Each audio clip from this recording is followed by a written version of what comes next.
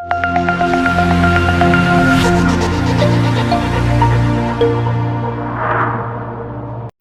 Boss హౌస్లో ఉండటం ఎంత కష్టమో బయటకు వచ్చిన కంటెస్టెంట్లను అడిగితే తెలుస్తుంది.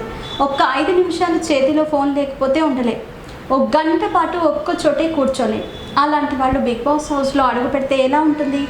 అంతేకాకుండా అలసిపోయామని కాసింత కునుకు తీద్దామంటే అది కుదరదు. కుక్కల శబ్దాలతో బిగ్ బాస్ భయపెట్టిస్తాడు. ఇలా ఎన్ని రోజులు హౌస్లో తాను పడిన కష్టాన్ని మర్చిపోయేందుకు వీర విహారం చేస్తోంది పునర్నవి. బయటకు వచ్చిన వెంటనే ఇష్టమైన ఫుడ్ తింటూ పబ్లకు వెళ్తూ ఎంజాయ్ చేసింది. మరి ఇన్ని రోజులు ఒకే ఇంట్లో బయటి ప్రపంచంతో సంబంధం లేకుండా గడపడంతో పునర్నవికి పిచ్చెక్కినట్లయిపోయిందేమో. బయటకు వచ్చాక యమ జాలీగా తిరిగేస్తోంది. తాజాగా సముద్రం ఒడ్డున కూర్చున్న ఓ ఫోటోని షేర్ చేసింది. చూస్తుంటే తన ఫ్రస్ట్రేషన్ ఇంకా తీరినట్టు లేదు.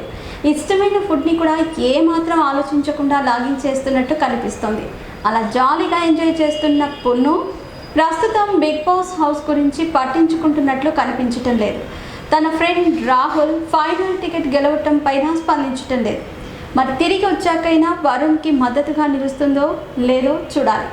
ఈ వారంలో వరుణ్, అలీ, శివజ్యోతి, బాబా భాస్కర్, శ్రీముఖి నామినేషన్లో ఉన్న సంగతి తెలిసిందే. మేము చేసే వీడియోస్ మీ మొబైల్కి నోటిఫికేషన్గా రావాలంటే మా ఛానల్ని సబ్స్క్రైబ్ చేసుకుని పక్కనే ఉన్న బెల్ ఐకాన్ని యాక్టివేట్ చేసుకోండి.